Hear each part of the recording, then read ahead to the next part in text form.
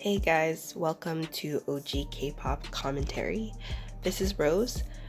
It'll just be me today, although Melly may join at a later time to discuss this as well.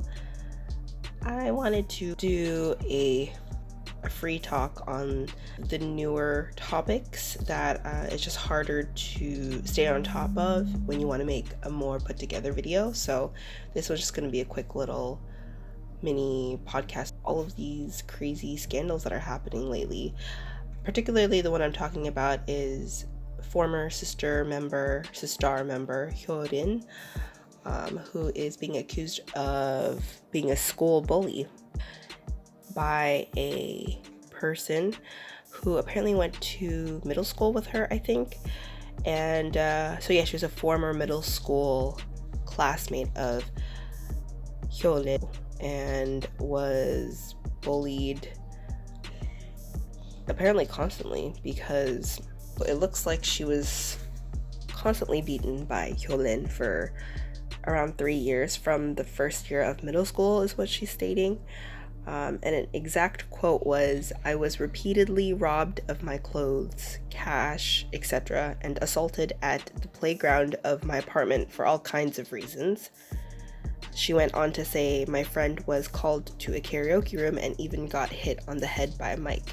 So I don't know how that exactly correlates, but I guess that's also to show that Hyorin did also in fact bully other people, not just the private citizen in person, which we'll just call her A because it's too hard to try to figure out her name. But apparently the reason she was bullied, she does go on to say that the reason she bullied me was because her boyfriend's name was the same as my boyfriend's name, which that's first of all crazy, and also the coincidence of that's so like drama like. But at the same time, was she bullying her because she thought her boyfriend was like feeling up on another girl and she thought that this was the girl that he was cheating on her with? I don't understand exactly. I feel like if it was that misunderstanding, it would be easily resolved, because she could easily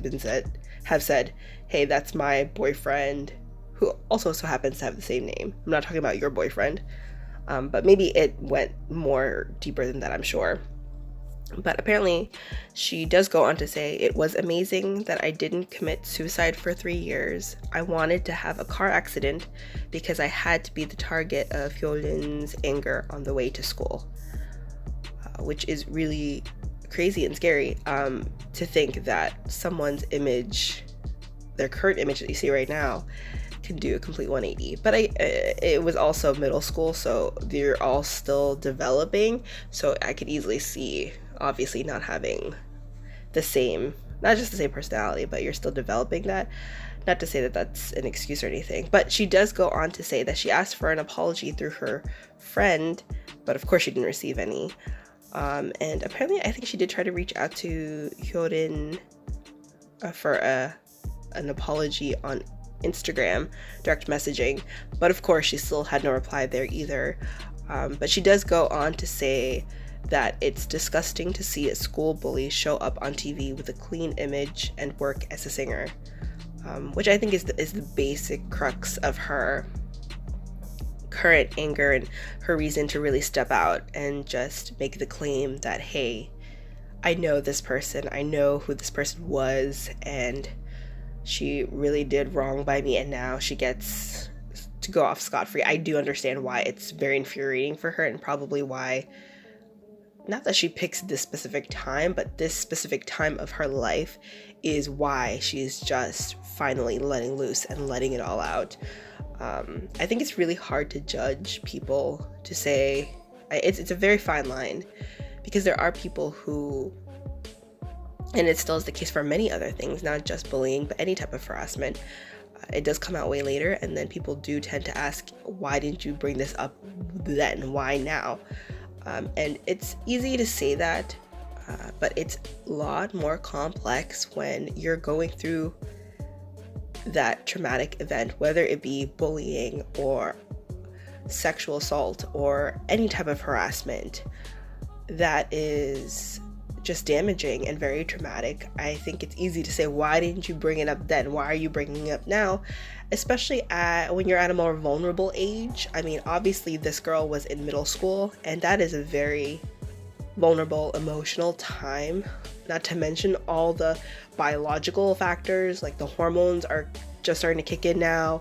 You're going through puberty. I mean, some people go through puberty really early, and not just that, but you're also manifesting. You're becoming your own person at that age. You're trying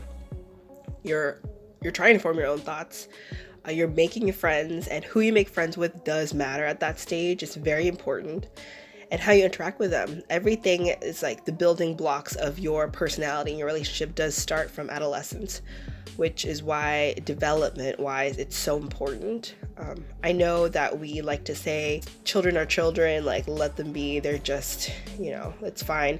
And I think in most cases that is totally natural. I mean, children will go through the motions, children will have very crazy emotions, and they'll take it out on other kids, and but at the same time, to completely ignore it and dismiss it also isn't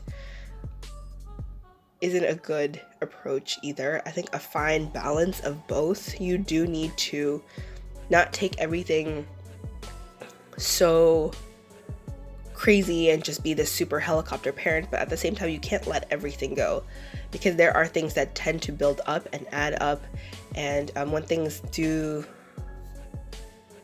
when people do let things go and they let that build up, it definitely affects people. And it also kind of has that whole it robs them of that whole that we kind of portray our society is that of, there's a whole checks and balance risk and reward system, and of course we're gonna, society follows by that rule. But when you're young, it doesn't really affect you until way later. I mean, everyone gets like, oh, they're just kids, let them be how they are, they're totally fine, they mean no harm by it. And sure, in terms of complete like malintent, probably I don't think we should dismiss kids off or write them off like that either, because there are kids who are very aware, very self-aware, and also know how to kind of manipulate people around them and adults, because they have that advantages at that age. So I think it's definitely a fine line. I can totally see both sides of this issue. Although I guess I tend to feel for the potential victim even more. I mean, who's to say? I don't want to dismiss her by saying, oh, she's lying, she's just doing it because she's jealous of all of Hyorin's success. I think that's a complete, first of all, dick move to just assume that someone's lying. For something as serious as bullying or harassment, it's very hard to bring that up. The courage it takes to bring that up is just huge in and of itself. But then on top of that, to have everyone just assume you're lying, and to have everyone assume that you're doing it for, negative reasons or just because you can, is a second punch to the face in terms of this process. Like, not only were you bullied for no reason, or also just became a victim of just something that it was totally out of your control. On top of that, no one actually believes you, even though you weren't the perpetrator, which is crazy. And I know it's to say it's innocent until proven guilty. So I know we always have to toe that fine line of there always being a possibility that someone isn't telling the truth. But at the same time, to always assume that that person is lying right off the bat is a terrible mentality, and it'll just perpetuate this kind of thing to keep happening, because we don't give people the benefit of the doubt either. I mean, who's to say that they are lying? It's two sides of the same coin. Like, yeah, of course, you can't just assume that the person who's being accused is everything is like completely 100% true and they're guilty until proven innocent. At the same time, you can't just assume that the person who's bringing up the accusation is lying. Bullying, especially at that age, at any age, honestly, but especially at that age, it's very detrimental to a person. People can still, and to this day, totally carry that baggage with them.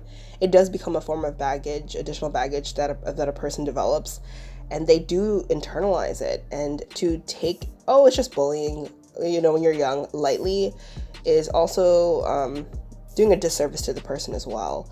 So, and I can see why she'd be so angry now that she sees this person who was a former bully. I don't know if Hyorin is still, if this is all an act or she's genuinely changed. You can never know unless you know the person. And even then, it's like touch and go. But at the end of the day, this person, I can completely understand why she's so pissed off, because I think if you see someone who made your life a living hell for however long, but 3 years is a long time.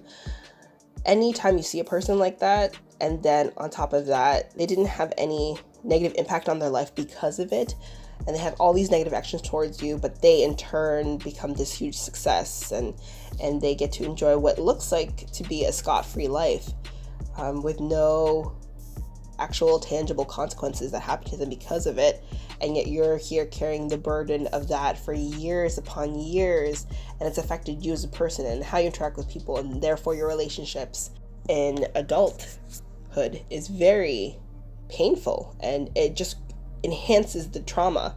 It makes you even more bitter and feeling degraded by it, because not only did you have to go through this unjustified trauma that someone inflicted on you, you have to live with it, and they just get to seemingly live their life as they see fit with very little to no consequences.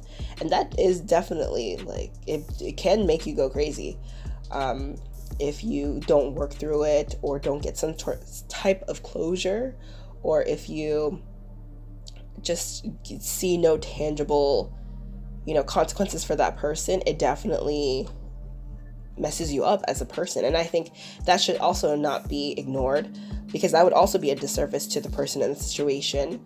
And I'm not trying to say that this is, this will definitely affect Hyorin's livelihood. I'm sure it has already a little bit. It will turn fans. Some hardcore fans or some regular passerby or fans, they will get turned by this, and they'll be like, oh, well, she's a bully. And on the off chance that this person is completely accusing her with malintent and it's not true, this will follow her for the rest of her life. And I know that that's why people are also like, well, we can't completely witch hunt this person, because it could also not be 100% true, and we're just crucifying this person for no reason and affecting their livelihood, affecting everything that they've worked for, and that's not fair either. Same time, I don't know, I just don't want to dismiss this person, because I definitely can sympathize with her. I've never been bullied to that level, of that extent, for sure. I mean, we've all been bullied a little bit when we were younger, and I was definitely bullied, but for completely different reasons. Coming from a different background and country, kids are very mean, and can be very mean, and I have seen it, so that's why I try not to dismiss her completely. And I think personal experiences definitely affect your opinion of it. So I don't know, I would love to hear people's also take on this. I'm sure people are still talking about this and will continue to talk about this, because it's a very relevant topic to everything. I mean, this same topic can be applied to even YouTube controversies online, how every past mistakes get kind of pulled out from nowhere and then highlighted to kind of contrast this current person's celebrity, a pseudo celebrity image. YouTubers are technically celebrities of our days, but they're still very much pseudo. They came up because of their infamous viral video, but not because of specific works or anything like that. So I tend to think of YouTubers as pseudo celebrities, and but they still get the clout, they still get the fame, they still get the attention. So therefore, anything from the past can totally come up from the past to now. And I think they should still be aware, and as a consequence to their actions of the past, I think they should still accept whatever backlash that they do get. Not to say that someone should be completely witch hunted and crucified and completely this whole canceled culture thing that everyone's just been on for a long time, it seems, for the past couple years. I'm not saying that we should like hunt them down and completely make their life totally miserable, but at the same time, you know, if they really did learn from this, if they truly have grown as a person, they just kind of have to take a little bit of this shit up front. It is, you know, residual consequences of their previous actions, whether they are a completely different person and it seems like a completely different life. They should still understand that it's just part of the residual consequences of your actions previously, not to mean that you can't change as a person, not to say that you haven't changed or that you're no longer living your life that way, but if you do feel some sort of regret, some guilt, or anything like that, some shame from that experience because you were in fact the bully or whatever you did wrong, you wished you could change again, this is kind of your opportunity, right? Like, you own up to it. You did in fact do it. You did wrong. It is what it is, and you can learn from it. You can be a better person, but to kind of take the bullshit that you're getting now in stride. At the end of the day, you reap what you do. You should reap what you sow, and in this case, what you reaped way like 10 years ago, you should still sow a little bit now.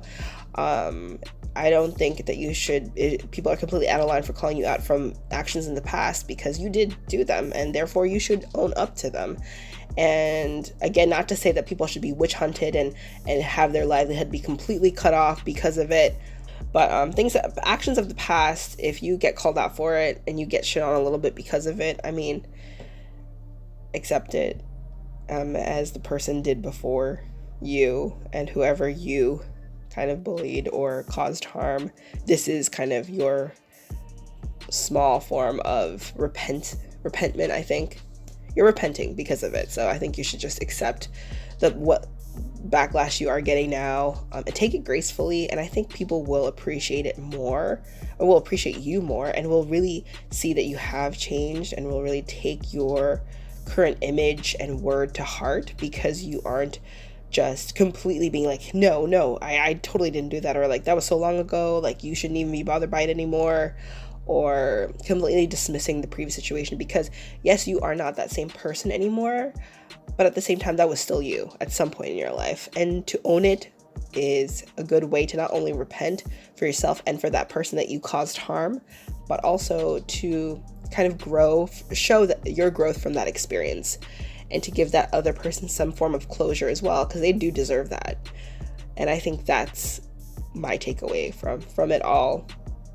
And I think hopefully Hyorin does something similar along those lines.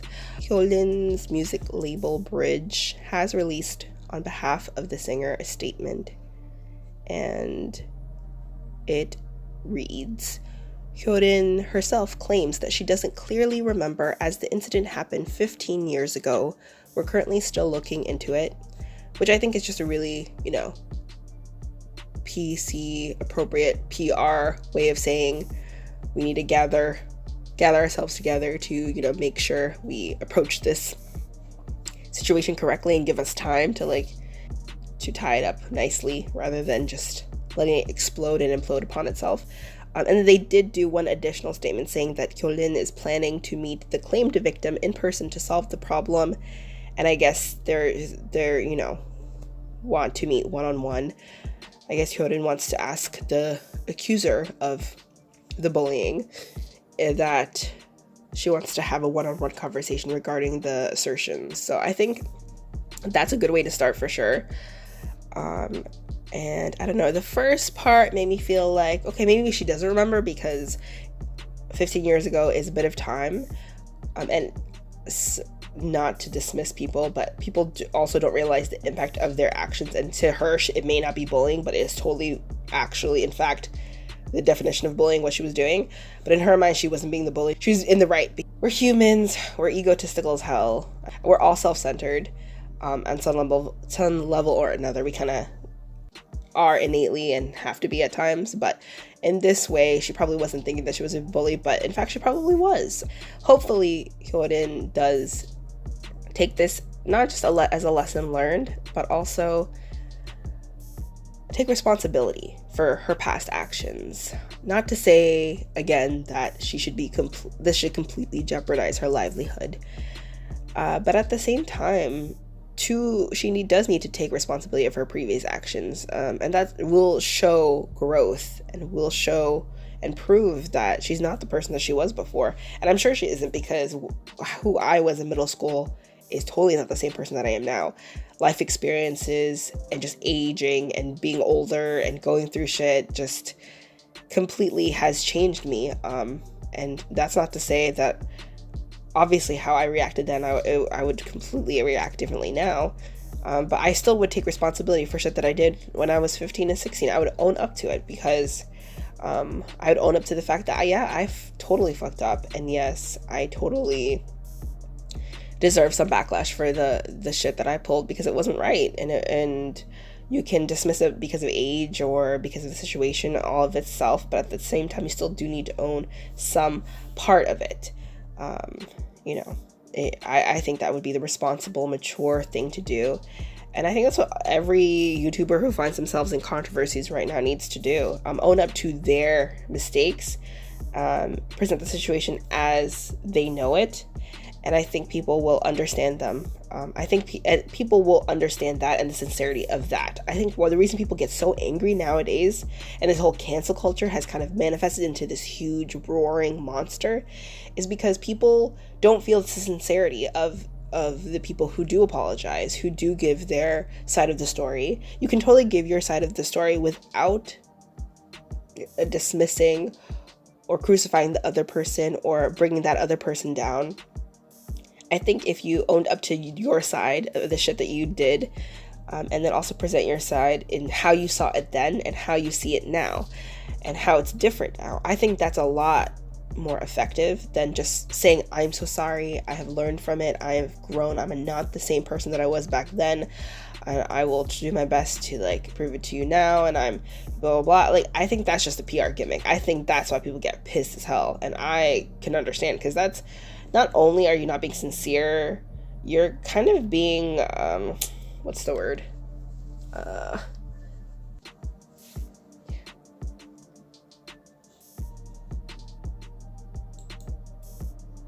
patronizing. That's the word. Mind blank. You're being patronizing to your audience or your supporter or your fan base who has supported you by, trying to just, patronize them and let them think that you totally have reformed when you really haven't. And that's a lot more infuriating than if you were just own up to it. I fucked up. I was a shitty little kid in middle school, and it is what it is. And I'm gonna go to this person and apologize to them directly, and hopefully they take my apology. But if they don't, they have that right too. They don't have to forgive me, but I'll know that in my heart that I, that I gave them what I could, which is, apology and sincere repentance after the fact. I think that just goes a lot longer than you saying, hey, they're full of lies, here are my receipts, this is why I think I didn't fuck up. Which, you could totally present it that way too, but I don't think it'll be as effective. I don't think you'll maintain the fan base that has grown with you, that has invested a lot in you. You owe it to your fan base or your support group or whatever it is, whether you're a true celebrity or a pseudo celebrity or whatever, anyone that has any type of public figure or image is it's important to have that, because that's a sacrifice you pay for the infamous fame and the power and the money and the influence. Those are all great, and who's to say who doesn't want that? But at the same time, you do have to give up not just privacy, but you do have to open yourself up completely. That includes the dark shit in the past, the stuff. And I think by openly talking about it and by openly saying, yes, I am human, yes, I totally screwed up, and I will own it, and hopefully with time people will understand that I am different now, and time and my actions will continue to prove that, and you'll come back to me again in support. I think that is the best approach to take. Have people been doing it? Some, but a lot of people do the other way where they're attacked, so they attack back. And I think that's the toxic part of cancel culture. I mean, it's very hypocritical to say, oh, they were a terrible person back then and they haven't changed now, when you probably have done shit too in the past that you're not proud of and that you probably haven't owned up to just yet. The difference being that you're not a celebrity or a public figure with a public image to maintain, and therefore no one's really looking at you that closely, because who gives a basically a no-name person. Not to say, you know, you're not the special little person that your mom said you were, but in terms of the grand scheme of things, no one really knows who you are, so therefore no one really cares. That switch is flipped when you do become a person of notoriety or some sort of fame, or some sort of, even if it's like a 15-minute viral fame that you get, people will look at you, and in turn that's what you pay to get to that level. The consequences and also the payment is still the same, no matter what, how you get it, how you get the fame, how you get the notoriety, how you get the infamy. The payment is always the same, and it's your personal life. People will not only look at you and judge you, they'll grade you, they'll compare you to other humans. We do that now, even if we're not famous. That's amplified times 10 when you do become famous. I say this all as a non-famous person, so of course there are things behind the scenes that I do not know about and I'm not aware of, but I think we can all agree, even from a layman's perspective, that the moment you gain notoriety, you gain that fame, you gain that prestige, and that clout, everything that comes with that, you also will lose your privacy and your person as being only you. You always have to think about your actions. You always have to think about how the past will affect your current, because your personality is affected very closely and tied to your livelihood. I mean, we all do too, but I mean, as an office worker, are you really going to be judged by like what you did when you were in middle school? No, they don't care, because that does not directly affect your livelihood, how well you push papers, how well you finish the database entry or whatever. But as a celebrity, if you fucked up in middle school, yes, it will totally affect your current and your future livelihood. It'll affect how you make money. And unfortunately for you, your self-image is completely tied to that directly. And that's, again, the thing that you make a lot of money, and it's not to say it's easy money, but you do make fast money in a shorter amount of time frame, a lot more instantly compared to an office worker who does 9 to 5.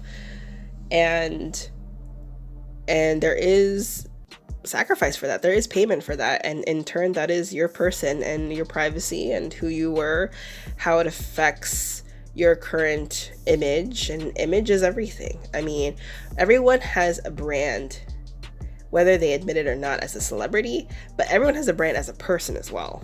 And it's up to you how you take that into stock, right? It's definitely who you surround yourself with, how you manage to spend your time, what you do with it.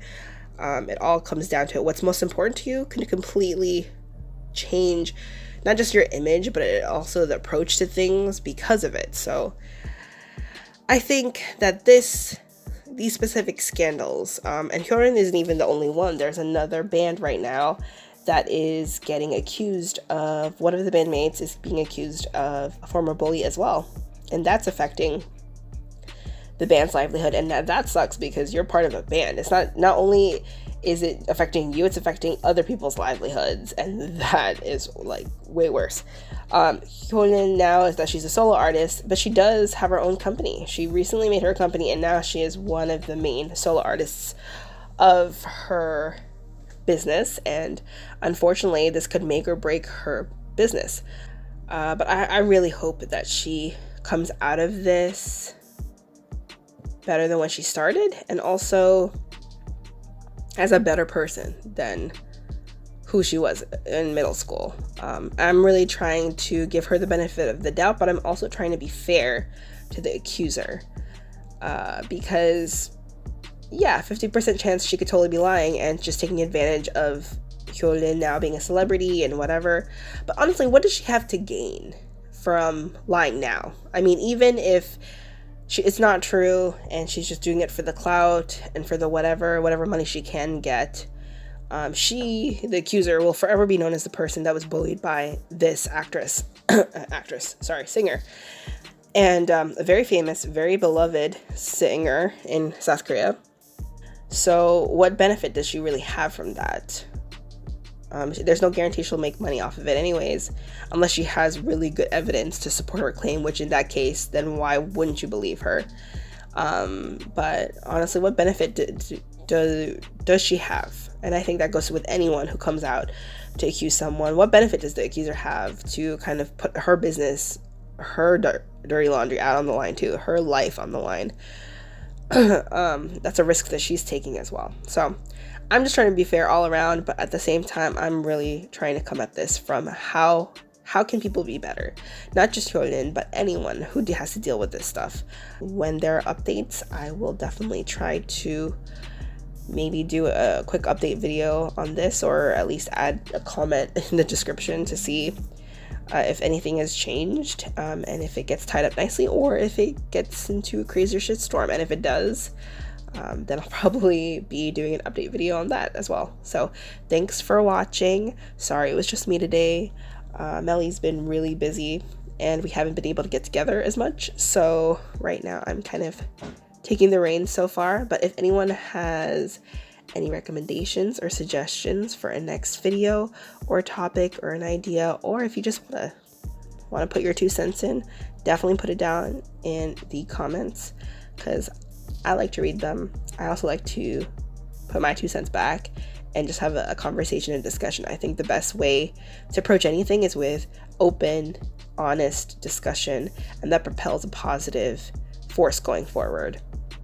I think to not talk about it is a disservice to the people involved, but you never know what is going to come in your life, and you don't know if this specific issue will affect you in the future. If not you, your family. If not you, your future child. So thanks for listening. Hopefully this wasn't too boring or too long, and I hope to come back with another equally hot topic that's recent and relevant. But please also check out our other videos. There's a recent series that we're trying to start, or that I'm trying to push forward, and it's for OGKPOP documentaries. I do apologize for the delay, or it does take a while because it's only just me right now, but and we also have other videos that you can check out in the meantime to tide you over. And I do have another video that's going to come out soon that's exciting as well for me, so check that out. But thanks again for watching OGKPOP Commentary, and hopefully we'll see you again later.